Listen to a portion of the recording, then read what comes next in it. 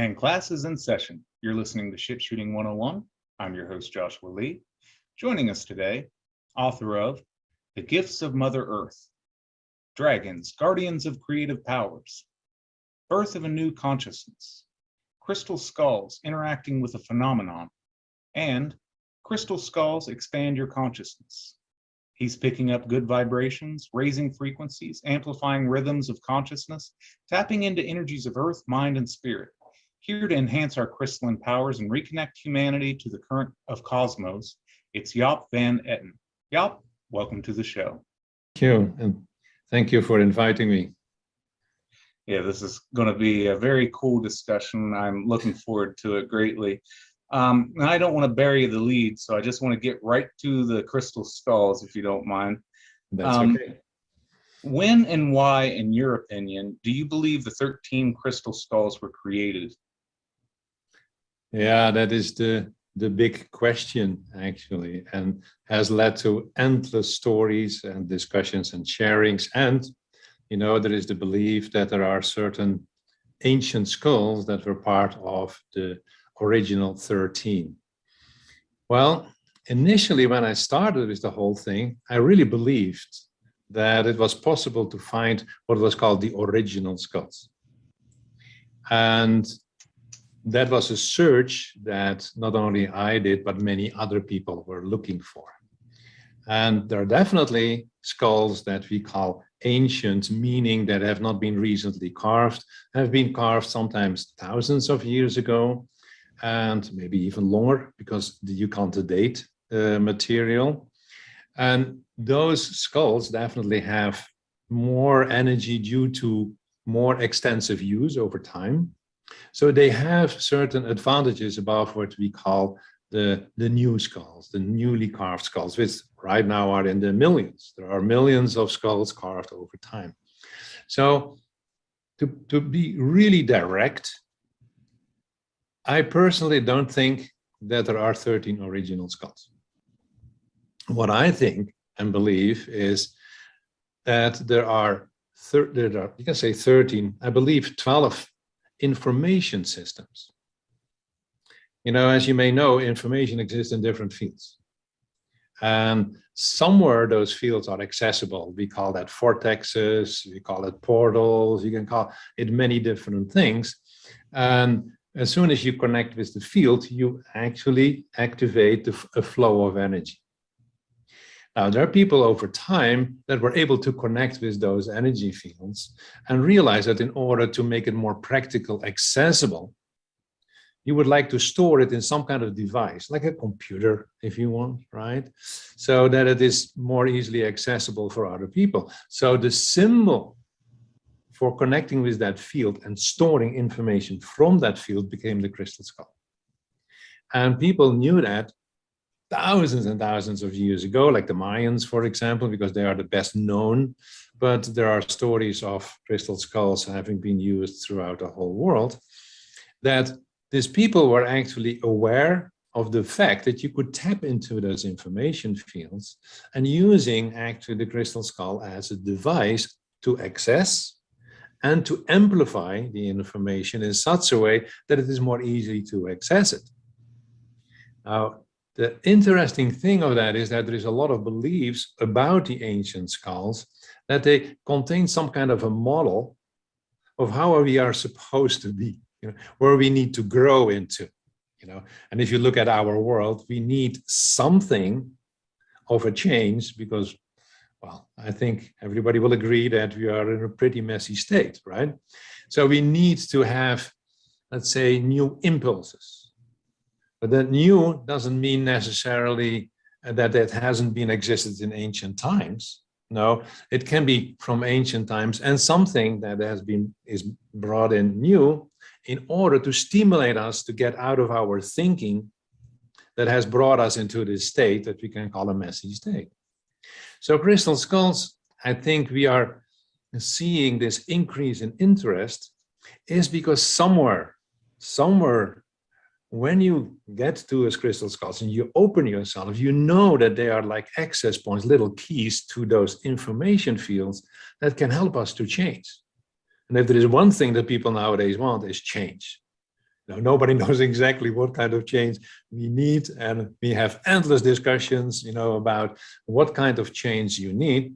And we all are creating models, and I've created my model in metaphysical ecology, but all those models are trying to get us out of the current model that obviously is not working anymore. And it's not about which is the right model, it's about how can you get them out. So crystal skulls are the ones that really can support. Yeah, so that, I think, is the key. I don't know whether you would like to see the setup here in this room, because this is a room that I always use for workshops, for my Zoom meetings, for many other things. And there is a whole setup of crystal skulls right here. So if you want, I can turn the computer around and you can see that. Oh, that'd be cool. Yeah. Yeah, shall I do that? Okay. Please. So, okay, let me turn it around. Oh, wow. That's quite a collection. You see? So in this setup, I say a few things about it while we are keeping this on for a moment. This setup is the result of, well, let me not lie to you. Since 1994, I connected with my first crystal skull. And I've always been almost, I don't want to use a negative word, but let me say, highly interested in what are they doing?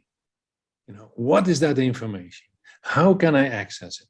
So we worked with different materials. You see in this setup, a lot of different materials. I worked with all kinds of different sizes. And we worked with a lot of different people here in this room. You see some of the meditation cushions maybe. But the key was that the more we worked with it, the more we began to understand that different skulls resonate with different systems. And we go back to the 12. So you see here actually a setup of 12 different groups that, and I say this with emphasis, they resonate with those information fields that I was talking about. And by working with those different groups, you can learn to tap into these information fields, simply by training your system, connecting and training, which is how we change, how we expand our awareness of the world, of information, of things that we can change. And you see also that there is the globe of the earth and of the sky, because we believe that a lot of this information is coming.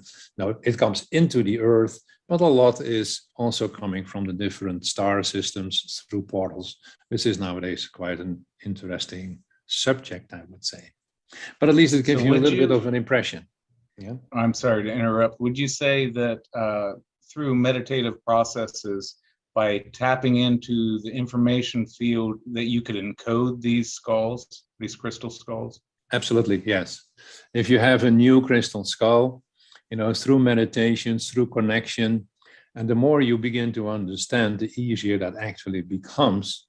And I've seen people working with it after they understood the essence of it, that created really powerful information systems. That doesn't mean, so do you want me to turn it around so that you can see me again? Yeah, that's fine. Yeah. So what would be the different experience between holding a new crystal skull and an ancient crystal skull as far as meditative processes? Well, to use a word that we tend to use is, when you work with attention to something, with your consciousness, you activate it. Activating is maybe not the most ideal word, but it's not a good alternative word for it, right? So when you can even take any kind of material, we have also worked with dragon skulls and that kind of thing. It doesn't matter. As soon as you connect with something, and through meditation, and you connect with the different fields, this changes. And it doesn't matter. You can also take a small little stone and it changes. But it can only change as far as the vibrational system can resonate with. Does it make sense? So that means that not all materials can hold all the information. And that's why you can see that all ancient crystal skulls are quartz, because quartz is almost the most ideal storage information. That's why we use it also in technology, of course. So it is that search for different materials, connecting, letting different people work with it and see what they experience that you're building up. Now, we are talking now about something you can't measure. There's no way you can measure, the vibrations in a crystal skull. Yeah, we know that depending on the material, there are certain electromagnetic energies connected with it, but that's a different story. What information is stored into it, that is not that easy. And I don't know whether you know, but there's a lot of research done on storing information in crystalline material. And it turns out you can put a whole library in the size of a sugar lump, and but the problem is not to store it. The problem is how do you get it out without distortion? Yeah. So, and that is the same for us when we are meditating with a crystal skull. In order to connect with it, what the biggest challenge is the brain. Because whether you like it or not, if you want to understand something, it needs to be translated, right? So we need our brains in order to translate it, and that is training. So it's the same as some people are psychic, and we can endlessly discuss of what our psychics are saying is true or not true. That's a different story. But certain people have more ability to translate energies than others. Some have it natural, but you can train it.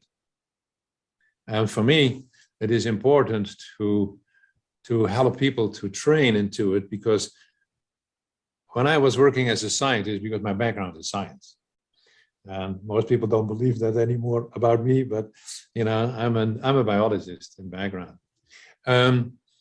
So when I started, I would have said that I was not very sensitive and I was not able to feel or sense energy, let alone translate it. Now, when I started 30 years ago with my first course, and I now know anyone can learn it, but it requires the willingness to do it. You have to be consistent, persistent, and never give up. And you have to make mistakes, because you will, and people will laugh about you, and that's okay. But everybody can learn it. And I've seen in the different workshops that I've given and trainings that I've given that some people are tremendously developing in that particular arena.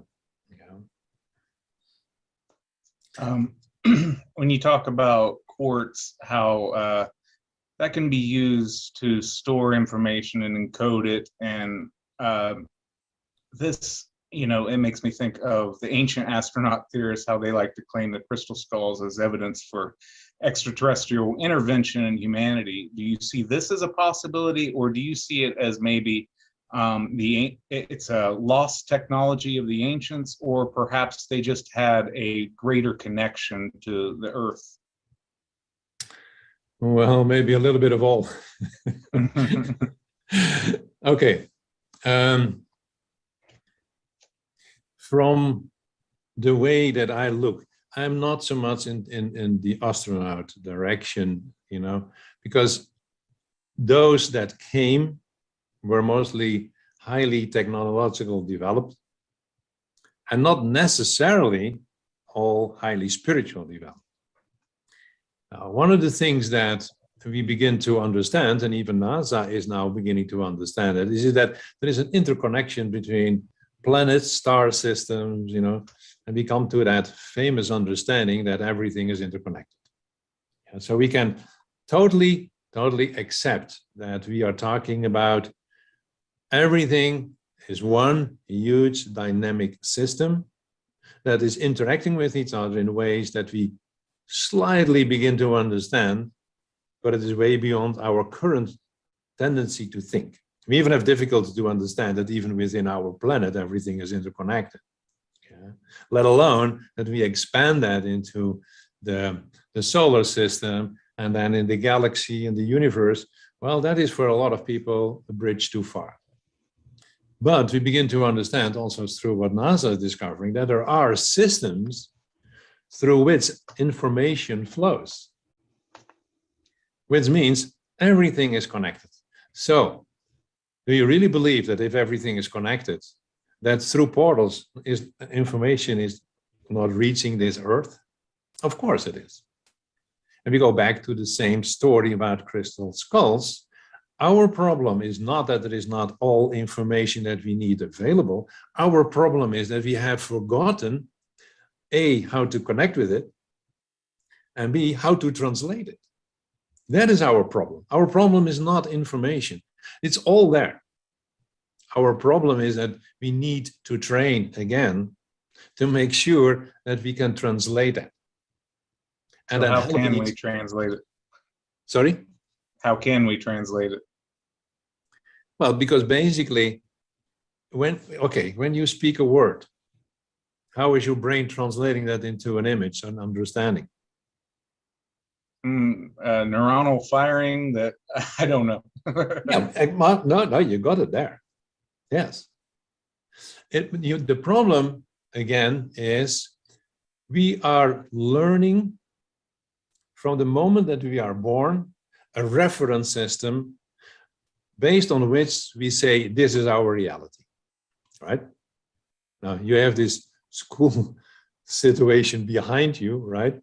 So in that school, that teacher there is writing on the blackboard something that the teacher believes is a truth, and then we as children have to say, yes, ma'am, yes, ma'am.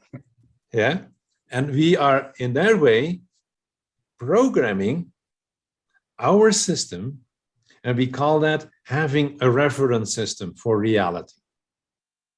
So everything after that will then be referenced to what we have learned. And yes, we learn new things, we hear new things, we add that, or we throw it out. You know, there's a tremendous amount of information that we actually receive through sound, through views, through images. Especially nowadays, we get overwhelmed with all kinds of information. And what is our brain doing? It says, it's too far away from what I've learned, out. Yeah, pretty close. Maybe I can include, no, it's still too far out. And that's how we select.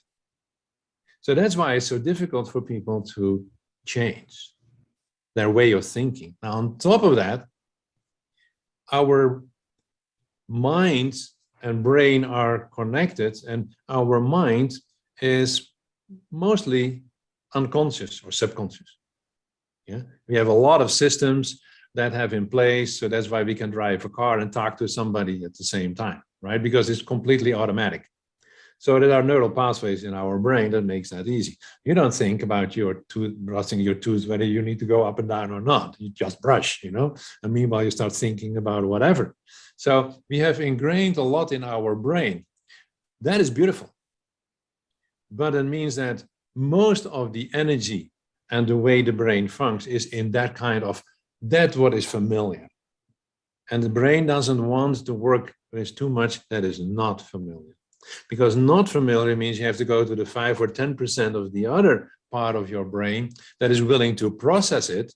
But that part of the brain doesn't want to take too much energy, because our biological function says, no, you have to make sure you have enough reserve, So don't put too much new stuff into that brain, It's better to leave it with this 90 or 95% of automatic systems.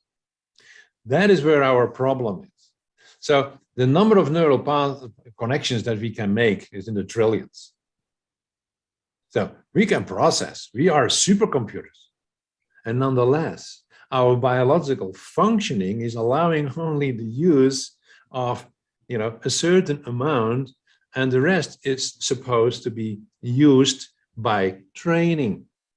Well, how do you want to train it? Well, you know that if you want to learn a new language, it's not, I look at it and now I do it. No, it's training. But there is no difference. And I know a lot of people will disagree with me, and I love disagreement, to be honest with you. There is no difference between learning a language and learning to work with energies and translate that into an understanding. Because with the language, you build up a new reference system of sounds that then is linked to something we know. the energies, there's less that we know. So initially we will go for small little things that we know, and then we build and build and build. And that's why you need to work together. You can't do that alone. Somebody comes up and say, well, I feel this. And like, wow, the person feels that. Does that resonate with me? Yeah, I think, yeah, that is what I actually felt.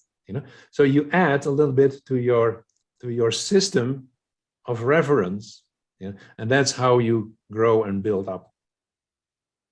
It is a choice. And I think we as humans are now at the point that we need to choose for, let's say, the expansion of our, let's say, reference systems.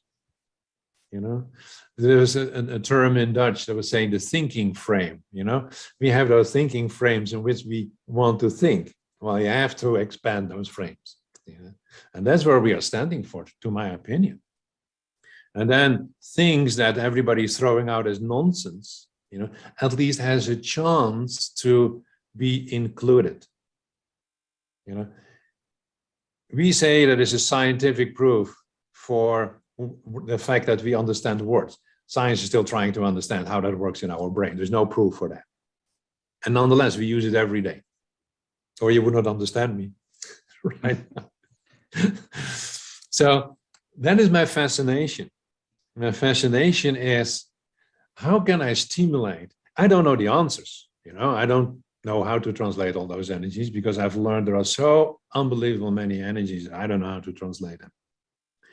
But I like to challenge people to train so that we can help each other to translate, that we can help each other to build up a new reference system, because those energies are here, which means they have a role, a function in the totality. And that is what we need in order to change this world, because our current framework, if you want, is not working. Right. And as you said in the beginning there, when you asked me the question, how does the brain translate a word into an image? And it makes me think of the word apple. You may think it's red, round, and it's a fruit that I eat. So that association is boxed in. But if you expand on that, most of us don't think it contains an orchard. It has multiple seeds in there that, when planted and nurtured, it grows into several trees that produce more apples. We don't see what's within, and what's within that, and what's within that. So there's expansion there. Where was I going with that? I was wanting to ask, have you held one of these original skulls, or what they say is one of the original skulls, and what energies do you pick up from it, as far as like translating the energy fields from it? Yeah, I think with some of the hidden ones that have disappeared, as they're somewhere in a collection. So the ones that are more or less out and available, I have connected with all of them over time. And that has always been my fascination, because for me, it's always about, I learn, and that's true for every human being, by the way, we learn through differences, right? If everything is the same, it's the same. We don't learn because we can't add something. We add something in our understanding when something is different from something else. So I always try to feel what feels different, because initially when I started with the crystal skulls, I didn't have a reference system, right? I learned that there are modern and old crystal skulls, but that was not enough to explain it. So what did I feel? It depends on the crystal skull, because most of them have what we call a more Atlantean energy, which means it comes from the Mayan background. And they have similarities, some of them at least have similarities in style, and they contain information that is only partly translated. One of the things that is so difficult is when a civilization like the Mayans, so many thousand years ago, were working with them, their mind setting their ideas of reality is different from ours. So what we try to do is with our current way of thinking to translate energies that were brought in a completely different way of thinking. Yeah. So that is one of the problems that you immediately encounter. We go back to the reference system. Their system was different. But what you learn is through the difference is, wow, that feels different. There are a couple that I've worked with more extensively, and one of them comes from the area that is believed to be more Lemurian, far more feminine, and that's immediately what you can feel. There are some skulls that are really more, I call it, a much softer energy. Others have a more challenging direct energy where you need to, they activate you more, and other brings you more inward, So that is how you begin to start feeling differences. Over time, when I was learning more about them, more detailed information came in. But it doesn't mean it's necessarily from the skull itself. It could be a reflection of something from me, and often that's what it was, that the skull showed me about myself. And then you see that different skulls are reflecting the different elements of myself.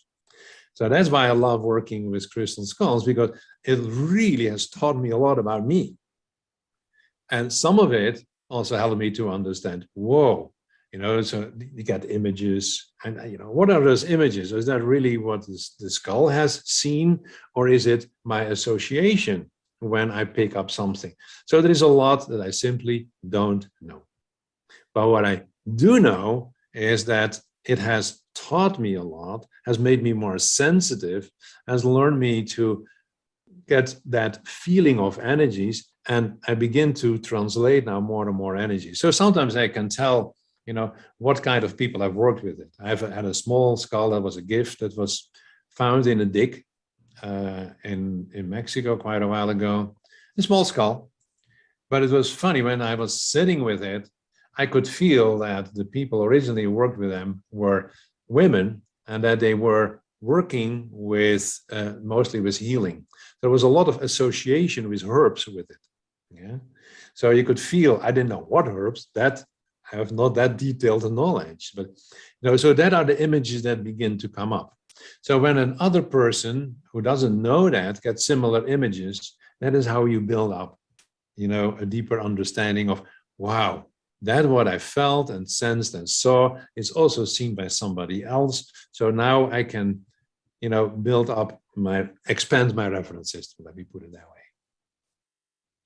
So maybe the reason they chose to carve them into the image of a skull is that it's a message to the future, that that's where the true power of these crystals lies, within the skull. It's psychic and spiritual, as opposed to technological. So you mentioned about the healing properties. Can crystals actually heal?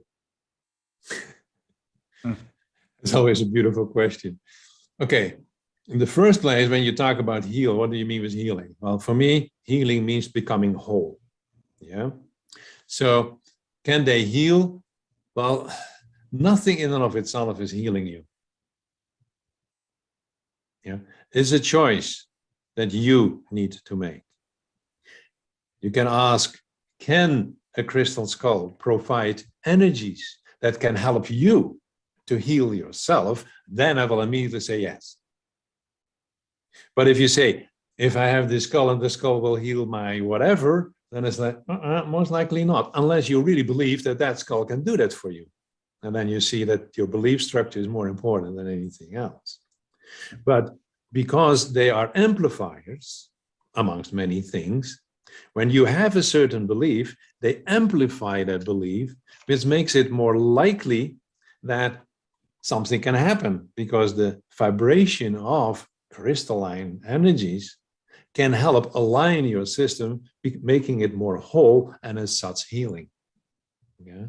But the idea, there's a lot of ideas about healing. If I hold that, then it heals. Well, as I said, maybe because of the belief, it could be. If you have a strong belief, yes. But basically, healing, there's nothing in the world that forces you to become whole. You have to make that choice that you want to become whole. And that's why, I had to laugh when you asked the question. It's a very, very important and very good question, because I know a lot of people think, oh, I buy this crystal and then, that helps for my kidney stones and I will be free of my kidney stones. It could be. If you strongly believe in it and it amplifies, you never know. But it's not in and of itself what the crystal is doing. It has a vibration that makes it more likely that if you apply it properly, that it will happen. So it helps amplify the power of mind, essentially. That is always the key point. The mind, that mind, right? If you look at human beings, we are a spiritual aspect, being, whatever you want to call it, and a physical one. So that spiritual aspect wants to function through this physical being, expressing itself as gifts to Mother Earth, whatever you want to call that. Yeah, stimulating evolution. I don't care what beautiful terms you give that, but our spiritual essence wants to work through this physical body. What's in between those two?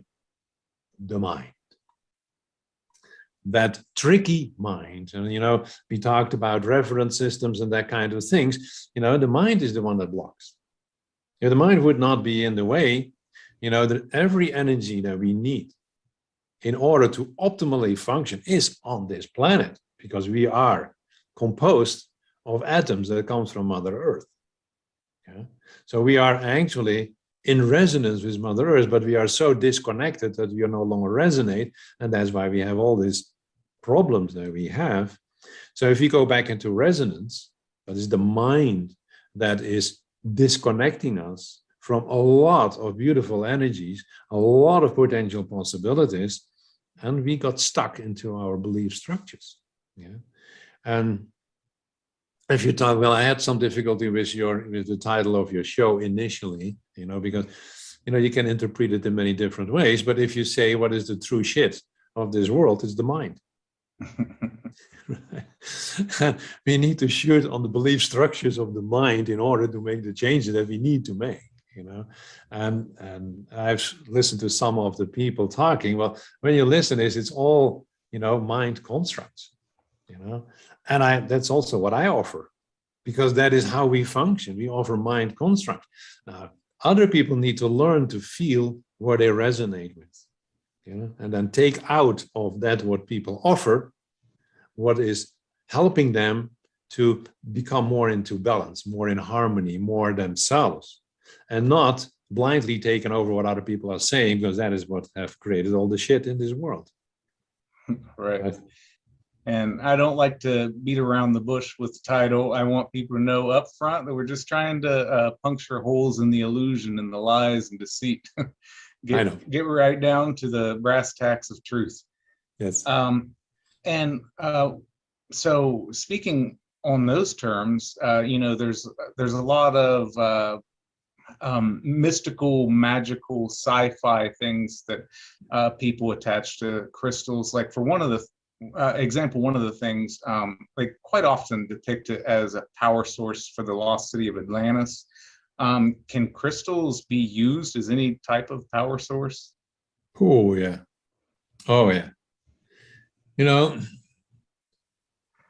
It's always a little bit tricky when we talk about power source, as you may understand, because people in power is okay. Basically, the whole Earth is one huge crystalline system. And that system has every frequency that is needed to bring total balance into this system. It is the foundation based on which all morphogenetic systems work to create the different forms. Yeah? And every atom comes out of that crystalline material. We are crystalline in nature, physically. We're not talking spiritual, physically. And as I said earlier, that system needs to resonate with the total system of Mother Earth. But we have free will, and as I said, we can disturb and run around like whatever, maniac sometimes, a chicken without a head. that is the freedom that has been given to us. But it doesn't change the fact that the true power is in the crystalline energy. So for me, crystalline energy is the foundation.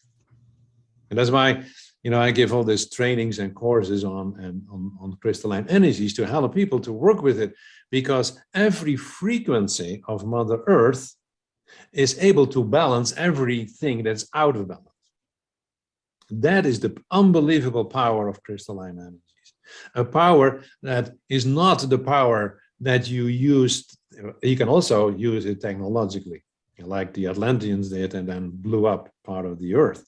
Because if you create very powerful fields that are not in harmony with the natural system, of course, you disturb the natural system.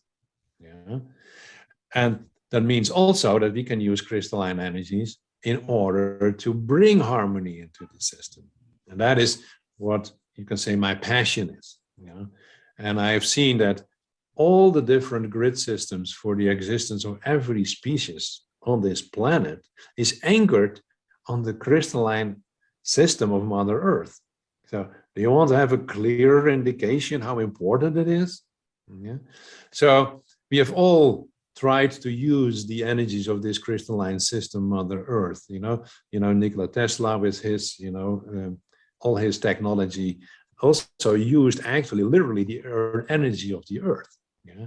And if you talk about all kinds of systems of people, the alternative systems to generate energy, the earth is an infinite source of energy. How do you tap into that? In order to do that, you have to have a better understanding of the crystalline nature of Mother Earth, both on a small scale and the larger scale. You cannot understand the large scale if you don't understand the small scale. Yeah? So that is why working with crystalline energies and be willing to go beyond what we know. And then we go back to the translation again. How do we get there? Well, if enough people are focusing on it, I know we will get there. But, it is a journey. It's not something like, oh, there is a handbook for that. Because we are talking about energies that only partly are measurable. As soon as it's electromagnetic, we can measure it. Yeah. And yes, we fine-tune it, and what you see over time is that what was, let's call it subtle, let's say 30, 40 years ago, is now electromagnetic, because we have expanded the ability to measure, right? Because it's actually one flow of energy in different frequencies, whatever term you put into that. When you say it's electromagnetic, it's subtle, it's scalar, whatever, it's all the same system of different frequencies that we give different names depending on how well we can work with it, right? So we are now learning to go ahead of what technology can measure, because I feel that as a group of people that is connecting from their hearts with the energy, they can do a lot of, let's say, healing, making systems whole again. If you understand the energy, we have literally seen with a group of people that we can create energy lines that were disappearing in certain areas due to disturbance, and through intention, you can bring them back. If you can do that, it means you can do far more than we at this moment know. So the answer to your question about power, yes, there is an unbelievable power, and most of it we have no clue of. Right. So you kind of touched on the Earth's grid lines. So how would society be different if we use ley lines again for our current structures? For what? For our current structures. The term ley line is a bit of tricky for me. This is how I started. The book Gift of Mother Earth describes all the different grid systems as far as I could find them. And initially the term was ley line. Well, a ley line is actually a term that is used by the British researchers in the time, and was actually indicating a connection between structures. There were alignments. Yeah. And they called something a ley line when there were 3 or 4 structures. I think 3 was the minimum structures on one line. And then there comes a group, and were the dowsers. He said, "Hey, that's interesting. Between those structures, there is also energy lines. You see, there is an energy line here, right? So that's why ley lines became synonymous in certain groups with energy lines. Well, the problem with that is that there are so many different energy lines that it gets lost in the term. Yeah. So I prefer not to use that. There are a lot of different grid systems that all have their own functions. For me, it are systems that hold aspects of the energy of Mother Earth. Yeah. So all information is in fields. Yeah. So it doesn't matter what it is about. There are fields. So there are fields within fields. There's a whole complex. It's like these Russian dolls of different energy fields within energy fields within energy field. And those fields, once you work with those fields, and people have done that eons of times when building structures there, like temples and pyramids and dolmens and whatever people did, the megalithic structures, people through eons of time have done that. Here in the Sedona area in Arizona, there are a lot of small ruins, and all of them are built on some kind of energy point. Yeah, that we call a vortex. So those grid systems reflect how much of the potential of the fields we is in use, so to speak. Yeah, and then you see that actually we don't use much. There's so much there more, but we use only a very limited amount. And that is what the challenge is that we are standing for right now. The ancient people understood that. They built it on a place which we nowadays call a vortex. I don't know, they call it a point of Mother Earth, a sacred spot, whatever they called it. So why would they build? Why would they build their stone structures there? Because they knew, they felt, they sensed, and had a certain understanding of how it helped their community if they would build there and not somewhere else. We nowadays say, well, that was primitive knowledge. No, it was highly developed conscious awareness of the different energies and how you can apply them. So every larger structure here in this area that we have looked at has always a center, a vortex, that in one way or another is helping the community to function better. We are not doing that anymore. We built because that a lot was available. And we are not even understanding that there are certain lines you better don't live on. Not because if you live them and are exposed too long, then that was not their function. Their function was to stimulate something and not to continue to stimulate, including all your shit, to use the term of this show. And then you see that there's a lot of problems popping up. And then they say they are negative. I said, no. I don't know whether you've ever heard that story, but people in Siberia with their sledge dogs were going and they need to set up the camp. So the first thing they did is they fed the dogs. Then when the dogs had eaten, they found a spot where they were laying down. Then they kicked the dogs off that spot, and that's where they set up their tent because they knew that was good energy. Mm. So when people were not able to feel it themselves anymore, they used the instinct of animals who did know. Yeah, and that's why cats have a different sensing. So not always wise to sleep on a place that a cat is preferring. But you see that with many animals. There are animals like ants that build all their nests on certain energy lines. And if you follow them, and that's true here in Arizona, it's true in Europe, in the Netherlands, in Germany, Denmark, where we did the research, you can follow the line. And whoop, there is another nest. And farther, there is another nest. Because they are knowing that the energy of those energies are supporting their community, their nests. And we are supposed, and we have the sensing of that. And we have now know that we have all kinds of crystals in our brain, magnetite and others, that help us to understand the different energies of the earth, but we are not using them properly anymore. And that would save us from a lot of dysfunctionality if we know where to build and where not to build. What is good? I done in Taiwan was very interesting. For a couple of places, they asked me to Tao's word to do structures. And I was surprised because they are Feng Shui. Why don't you ask a Feng Shui specialist, right?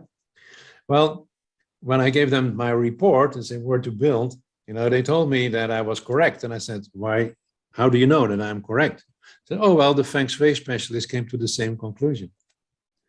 And what is interesting, that two different systems, if you really apply it properly, you come to the same conclusion. Build there, do that there, but don't do that there. Yeah, and that is all lost. That is the power of the energies of Mother Earth. Mother Earth tells us that if you're not supposed to live there, you should not live there. And that keeps the system healthy. Well, we don't know. We throw a big city here in the desert called Phoenix, put everything with concrete so the earth can't breathe anymore. And then we are surprised that certain things are less functional and that we are all get more diseases than in nature normally happens because we disrupt the energies. And so when I was talking about the importance of reconnecting with energies and learning again to understand them, this is not just for fun. This is very practical. This is helping us how to function in a more healthy way.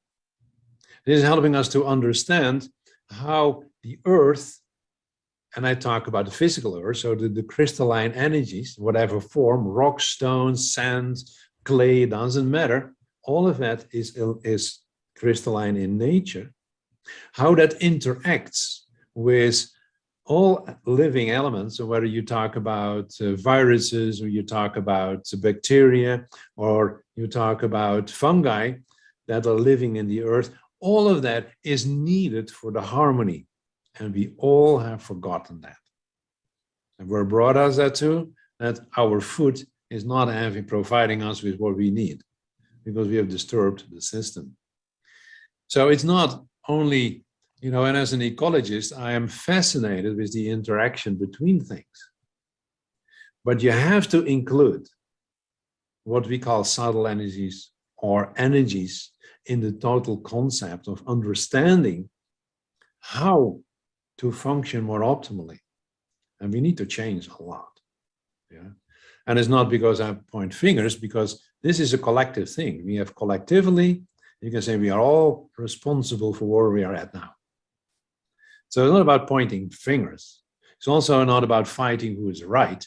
It's about learning to see what we have in common. What do we all need as human beings?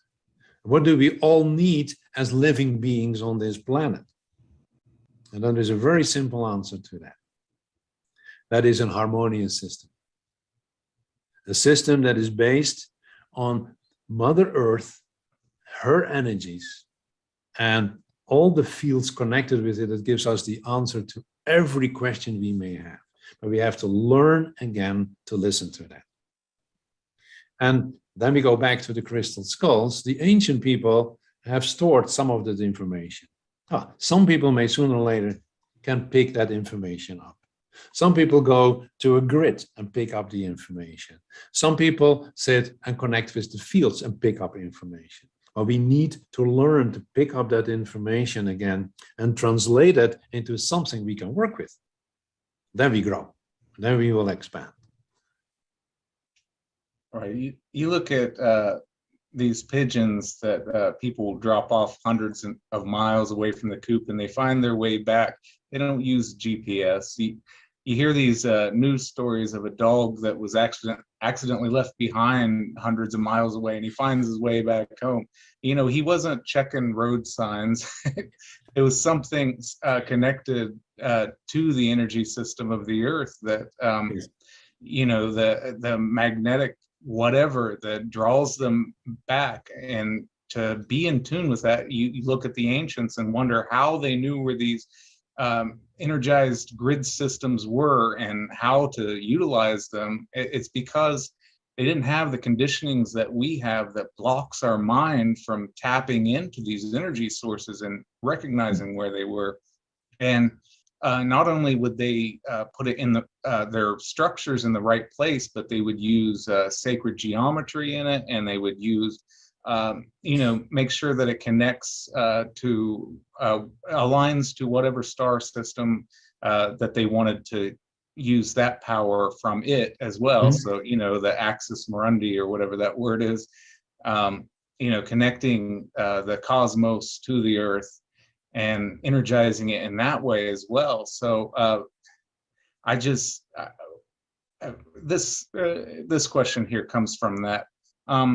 What would happen if we constructed crystalline pyramids on the grid system? What kinds of energies could we achieve?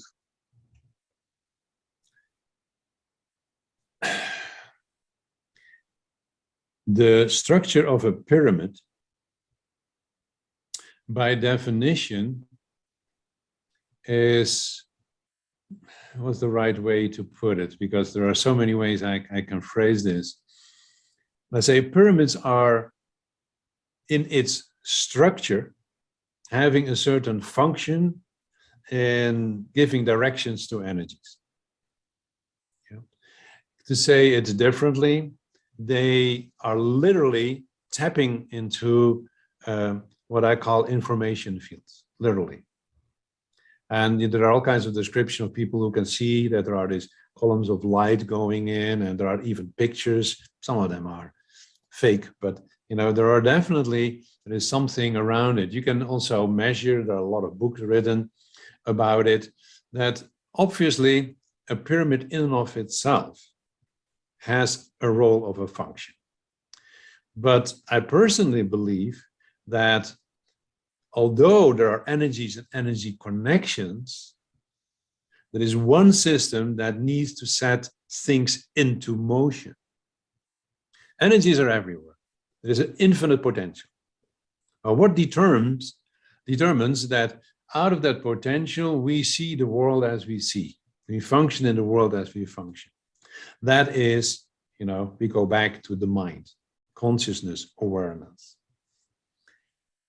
I don't know, for those who may have been in the King's Chamber, in the Great Pyramid, and have maybe even laid in the sarcophagus, which I did in a wild moment. In that moment, you connect with a tremendous energy. Literally, the history that's in the stones, because the stones of that pyramid are crystalline structures, right? Every stone holds information. Every stone together, the way they have constructed, directs energies, crystalline energies in certain ways. And basically they were energy accumulators. They built in that central point in the King's Chamber was that unbelievable focal point, and there are other structures that contribute to that focal point of energies, which you then can direct through the grids in ways that is for many, we have totally forgotten what we can do with it. But there's a lot of research done that the field around the pyramid has that is definitely a very, very powerful field. But if we can understand the actual energies, what comes in, how you can direct it, I think there is an unbelievable power there. Here in the Sedona area, there is a system that I by accident discovered of, we are not the first civilization, and I'm not talking about this world where we live in. I mean, I'm not talking about the Egyptian and that kind of civilizations, but there were, Atlantis, Lemuria, and in a sense, there were different frequency systems. That's why they're out of alignment with our system. Well, the energetic imprint of all those civilizations are everywhere on Earth. And if you are either sensitive or you're a good dowser, you can find, and you can even delineate on a map, which areas used to be Lemuria, which area used to be Atlantis, because they have their own energetic imprint in the places. So there are places here in Sedona that have been used in Atlantean times and have been used in Lemurian times, and they have been used by the Pueblo people that were living here before the invasion of the foreigners. So there are places that have been used again and again and again and again. If we can learn to tap into that information, we can learn so much. We can not only learn how they work it, but we can learn how we can then apply it in our world so that we can get out of the funk that we have created and create more harmony where everyone, every human being, every plant, every animal is thriving, because we need each other. We are all part of the same system. And when we look at our atoms, your atoms, some of them may have been a tree or a bird or an elephant in the past and are now built in your system. Don't tell me we are not connected. We are. Yeah, both in present, in the past, and in the future. So learning to connect with what our ancestors have discovered, but applying that in this time frame, I think is pretty crucial. And we are just barely scratching the surface of that. The answers are not in the interpretation of archaeology. They can contribute to it, sure. From my perspective, the answers are in learning to translate the energies. There is where all the information is.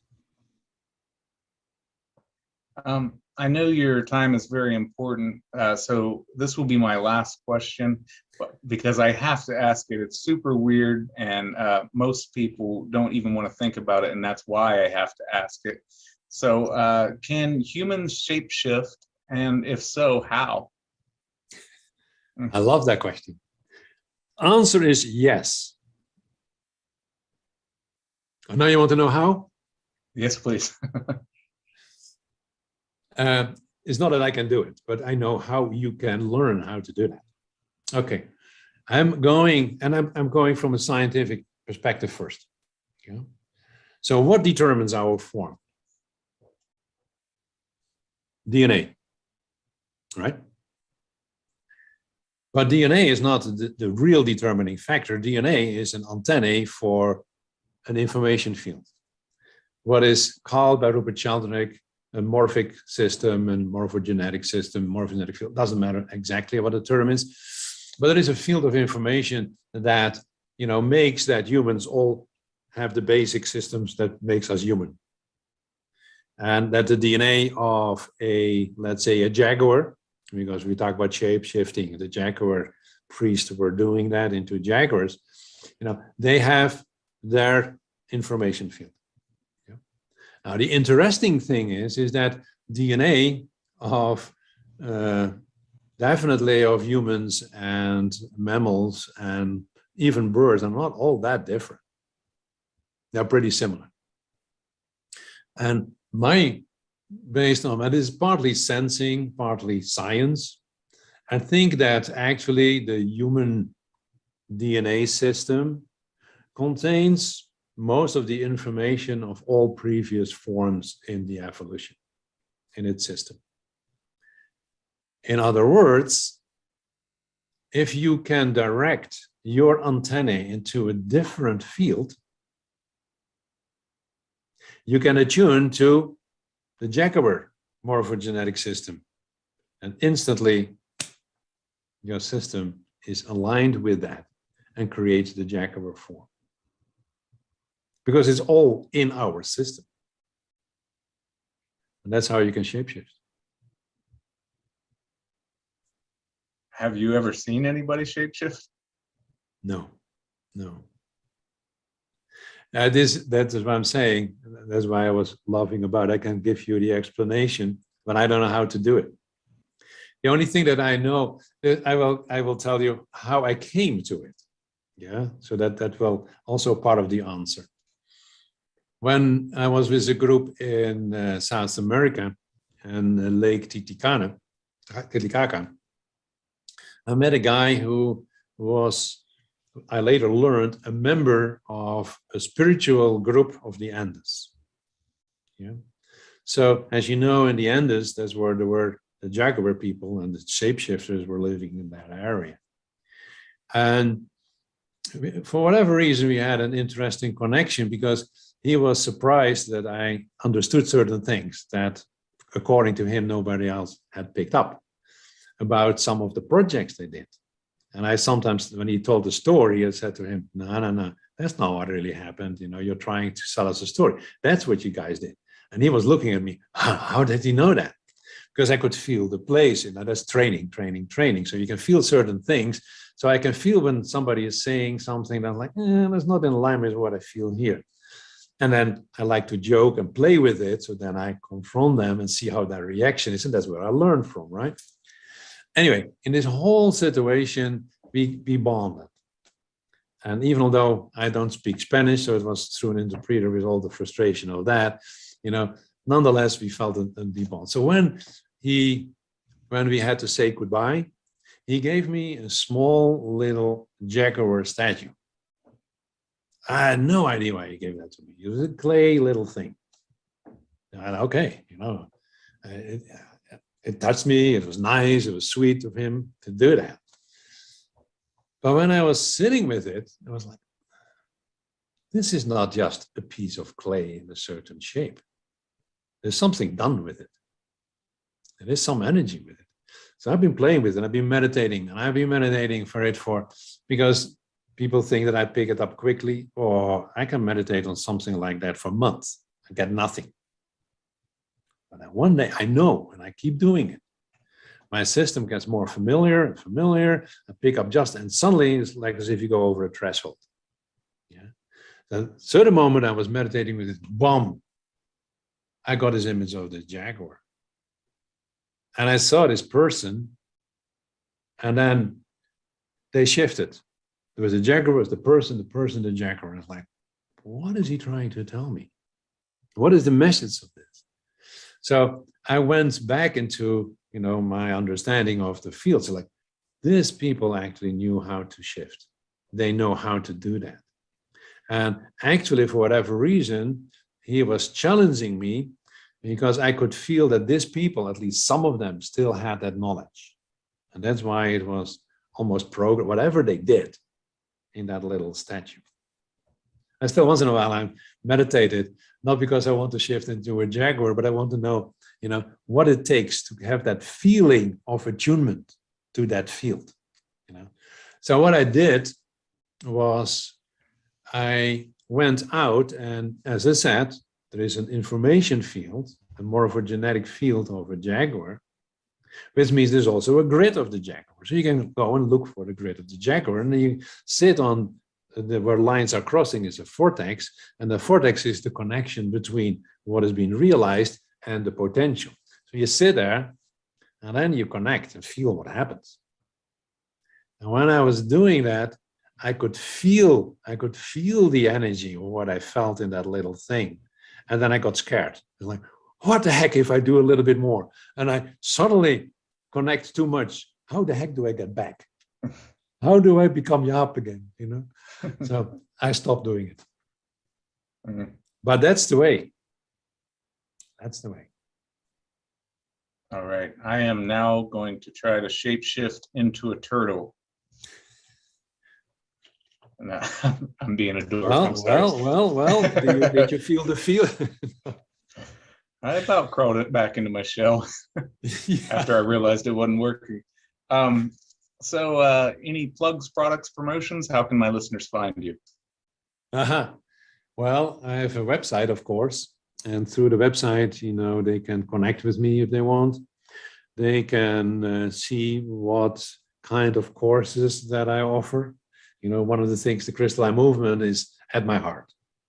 Cristal movement is something that we have every week a Zoom meeting, and we use it as training. Connect with fields together, you know, it's through a Zoom.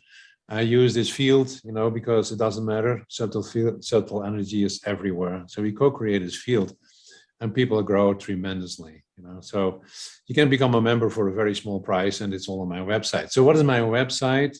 It is centermetaecho.com as one word. So center, metaeco.com. And there they can find, if they are interested in checking things out, if they feel any resonance, they can continue from there. And I'll put that in the show notes, and I encourage my listeners to check that out. It's very powerful stuff. And this conversation has been so enlightening and so very cool. It's been so awesome having you on. And I appreciate that you got past the title of the show and came on to join me. So maybe in the future, you can find it in your heart to come back around. I'm sure, especially if you ever figure out that shape-shifting thing, come back on as a jaguar. There's one thing that I like to end up with. You know, I can have my mind that looks then at the title, but as soon as I connect it from my heart, whether I should do it, yes or no, I got a very clear yes. So it's obviously that you are doing something that I feel is in alignment, and I honor your work and the sharing of information. So thank you for that. That means a lot to me. All right. Thank you again, and you take care. You too, and success with your shows and your interviews. Thank you very much. Okay, bye. Bye. Somewhere along the ley line, we lost touch. Somewhere in the frequencies, we crossed channels and turned to static, the chaos between stations. We went from going with the flow to combating tidal waves of toxic radiation and fruitless dissonance. What if I told you that we can still reconnect, find harmony, balance, and tune into the current of the natural spirit, that rhythmic undertow of an energized reality? It's still pulsing there beneath the chaos of concrete and steel, a universal heartbeat pumping life through one and all. Attach your soul to its warmth and resonate with the divine force. Touch the breath of God as it fills your lungs with the vibrations of cosmos and creation. Feel the eternal waves flowing in and out of your every sense and attune to the key of light, love, and infinite melody. May we reconnect, recharge, and return to the rapture of chorus. Turn on your own crystal skull and ethereal mind, and let us get beautiful again. Love, peace, happiness. Signing off. Deuces.